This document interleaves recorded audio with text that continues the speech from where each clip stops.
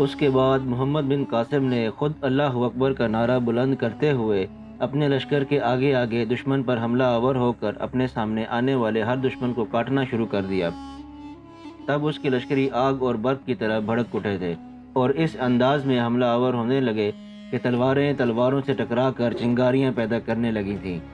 راجہ داہر نے اپنی طرف سے پوری کوشش کی کہ مسلمانوں کو پسپا کرے، لیکن اب اس نے دیکھا کہ مسلمان اس کے لشکر کے اندر گھس کر دباؤ ڈالتے جا رہے تھے، بلکہ اس کے لشکر کو کاٹتے ہوئے اس کی تعداد بھی کم کرتے جا رہے تھے۔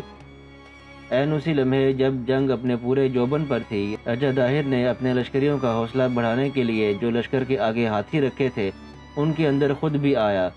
اس طرح وہ اپنے لشکر کے آگے ہو کر اپنے لشکریوں کو یہ تاثر دینا چاہتا تھا کہ اصل جنگ اب شروع ہوئی ہے۔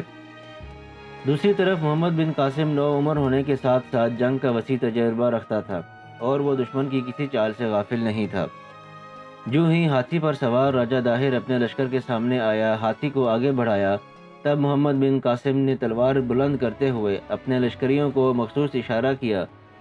یہ اشارہ ملنا تھا کہ لشکر کے پیچھے جو منجنیقیں تھیں انہوں نے راجہ داہر کے لشکر پر سنگ باری شروع کر دی، اور ساتھ ہی 900 بہترین تیر انداز جو محمد بن قاسم نے مقرر کر رکھے تھے انہوں نے جلتے ہوئے پروں کے تیر دشمن پر پھینکنا شروع کر دیے۔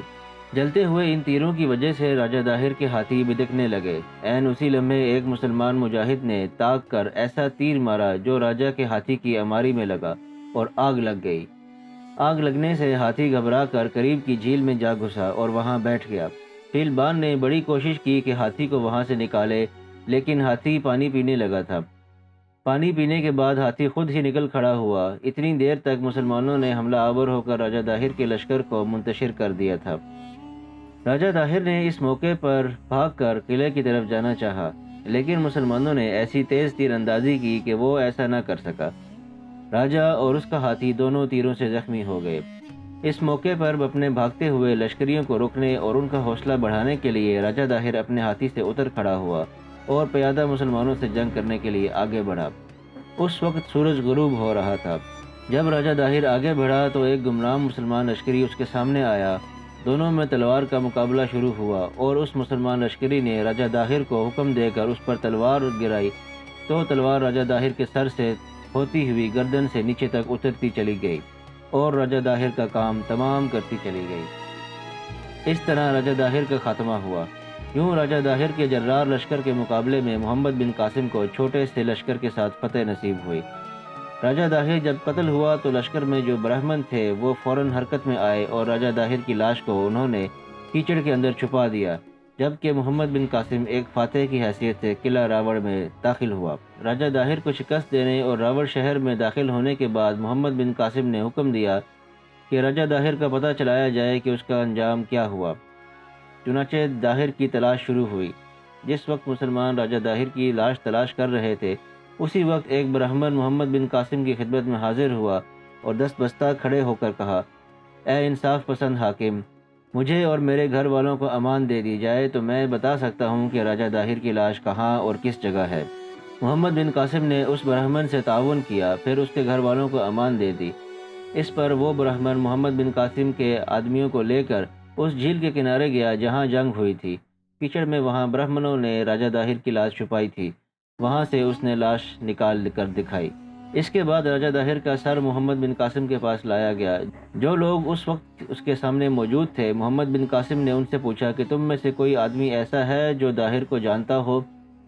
ساتھ ہی اس نے حکم دیا کہ ان دو کنیزوں کو بلایا جائے جو جنگ میں راجہ داہر کے ساتھ ہاتھی پر سوار تھیں۔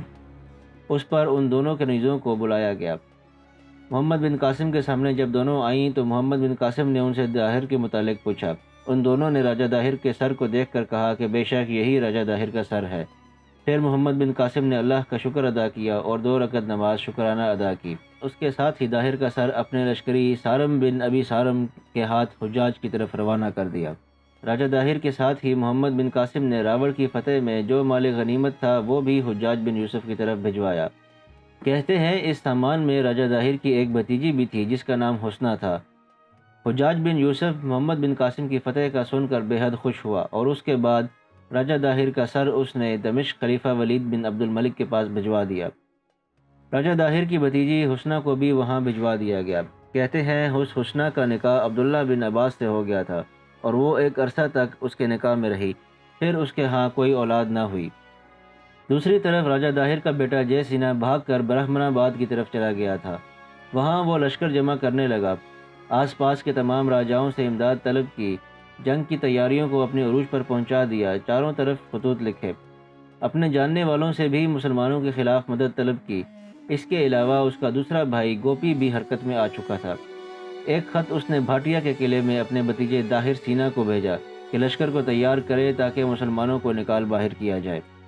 ایک خط اپنے چچا زاد بھائی ڈھول کو لکھا جو بدیہ کا حاکم تھا، سب کو داہر کے مارے جانے کی اطلاع دی، مستقبل کے بارے میں مشورے طلب کیے۔ اس طرح راوڑ کی فتح کے بعد ایک طرح سے مشرقی سندھ کے چھوٹے چھوٹے حاکم محمد بن قاسم کے ساتھ ہو لیے تھے۔ راوڑ کو فتح کرنے کے بعد محمد بن قاسم نے 93 ہجری شوال کے مہینے میں راوڑ سے نکل کر برہمن آباد کا رخ کیا، جہاں راجہ داہر کا بیٹا جے سینا قیام کیے ہوئے تھا۔ راوڑ اور برہمن آباد کے درمیان دو مضبوط قلعے تھے، جن میں سے ایک کا نام بہراور اور دوسرے کا نام دہلیلا تھا۔ محمد بن قاسم نے پہلے بہراور پر حملہ کیا۔ اس قلعے میں 16,000 مسلح جنگجو تھے۔ انہوں نے محمد بن قاسم کے لشکر کا سخت مقابلہ کیا۔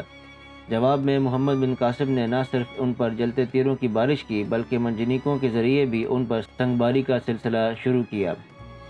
اس طرح محمد بن قاسم نے اپنے حملوں میں جب شدت پیدا کی تو رفتہ رفتہ دشمن کے تمام جنگجو آدمی مارے گئے۔ آخر قلعے کی دیواریں مسلمانوں نے منجنیقوں کے ذریعے سنگ باری کر کے توڑ دیں۔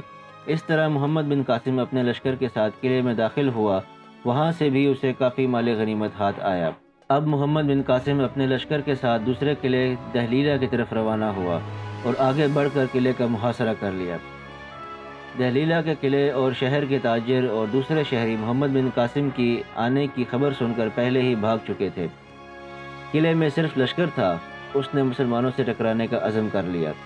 مسلمانوں نے جب محاصرے میں سختی پیدا کی، محاصرے طول پکڑنے لگا اور قلعے میں محصور لشکر کو کہیں سے بھی مدد نہ ملی تو وہ ایک رات قلعہ چھوڑ کر بھاگ نکلے۔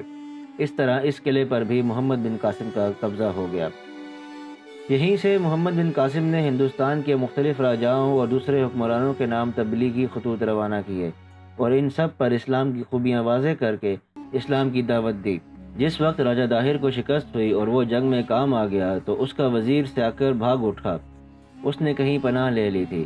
جب اسے خبر ہوئی کہ محمد بن قاسم نے مختلف راجاؤں اور حکمرانوں کو تبلیغی خطوط لکھے ہیں تو اس نے بڑی رازداری سے اپنے چند مخلص ساتھیوں کو محمد بن قاسم کی طرف روانہ کیا اور ان کے ذریعے سے محمد بن قاسم کے سامنے اپنی غلطیوں، اپنی کوتاہیوں پر شرمندگی کا اظہار کر کے معافی کا طلبگار ہوا۔ محمد بن قاسم نے اس کو معاف کر دیا۔ سیاکر معافی کا پروانہ حاصل کرنے کے بعد محمد بن قاسم کی خدمت میں حاضر ہوا اور ان مسلمان عورتوں کو بھی اپنے ساتھ لے کر آیا جنہیں گرفتار کر کے بطور یرغمال رکھا گیا تھا۔ یہ وہی عورتیں تھیں جنہوں نے گرفتاری کے وقت حجاج کا نام لے کر فریاد کی تھی اور اس کی مدد چاہی تھی۔ محمد بن قاسم نے ان مظلوم عورتوں کا بہترین استقبال کیا، انہیں دیکھ کر بے حد خوش ہوا اور انہیں بڑی عزت اور احترام کے ساتھ ان کے گھروں کی طرف روانہ کر دیا۔ سیاکر جب محمد بن قاسم کی خدمت میں حاضر ہوا، محمد بن قاسم نے اس کی بڑی تکریم اور بڑی عزت کی، اسے انعام و اکرام سے بھی نوازا اور یہاں تک کہ محمد بن قاسم نے اسے اپنا وزیر بنا لیا۔ سیاکر بھی محمد بن قاسم کے اس سلوک سے بے حد خوش ہوا۔ وہ ایک عقلمند اور دور اندیش انسان تھا۔ چند ہی دن میں وہ محمد بن قاسم کا قابل بھروسہ ساتھی بن گیا۔ تمام معاملات میں محمد بن قاسم اس سے مشورہ کرنے لگا۔ سیاکر بھی محمد بن قاسم کا انتہا درجے کا ممنون ہوا اور اکثر و بیشتر وہ محمد بن قاسم کی لوگوں کے سامنے تعریف کیا کرتا تھا۔ اگر آپ کو یہ ویڈیو پسند آئی ہو تو اس کو لائک کیجئے، شیئر کیجئے، چینل کو سبسکرائب کیجئے اور بیل آئیکن کو پریس کر دیجئے تاکہ آئندہ آنے والی تمام ویڈیوز آپ کو باقاعدگی سے مل سکیں۔